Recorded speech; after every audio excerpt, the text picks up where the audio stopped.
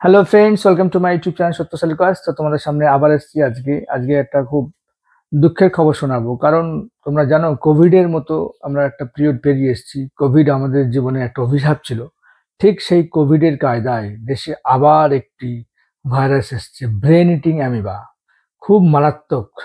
প্রথম এটি কেরালাতে দেখা গিয়েছে। আজকে সেই অ্যামিবা সম্বন্ধে বলবো তোমাদের এই ভিডিওতে। এই অ্যামিবা কিভাবে ব্রেনে ঢুকছে, কোথায় কোথায় থেকে এটা কন্টামিনেটেড হচ্ছে, কোথা থেকে মানুষের ব্রেনের মধ্যে ঢুকছে, এবং এই রোগের কি কি লক্ষণ এবং কি কি প্রতিকার, সমস্ত কিছু আজকের এই ভিডিওতে আমি তোমাদের সঙ্গে ডিসকাস করবো। তো স্টে টিউন, শেষ অবধি দেখতে থাকো।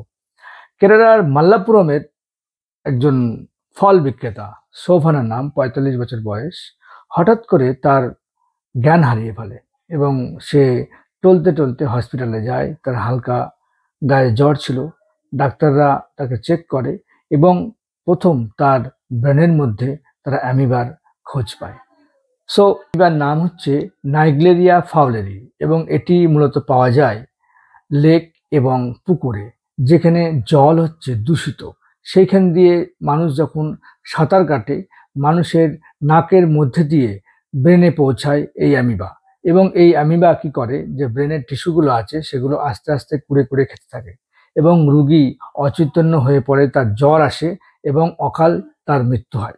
সুতরাং কেরালাতে এ পর্যন্ত প্রায় ৭০ জনের মধ্যে এই নাইগ্লেরিয়া ফ্লাউরেরি বলে যে অ্যামিবাটা পাওয়া গিয়েছে। তার মধ্যে ১৯ জন এখনো পর্যন্ত মারা গিয়েছে।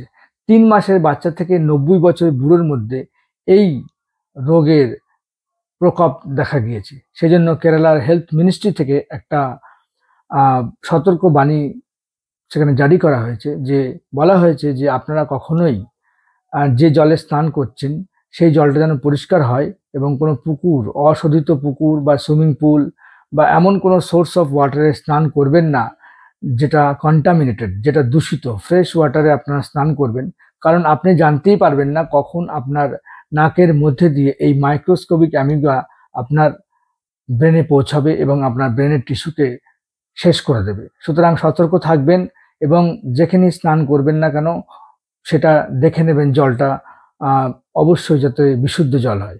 সো আমার এই ইনফরমেটিভ ভিডিও যদি ভালো লাগে অবশ্যই লাইক করবেন, এবং এই রোগ সম্বন্ধে যদি আপনাদের কাছে আরও ইনফরমেশন থাকে তাহলে মানুষকে সচেতন করার জন্য আমার কমেন্ট বক্সে অবশ্যই জানাবেন। Thank you, tata, bye by.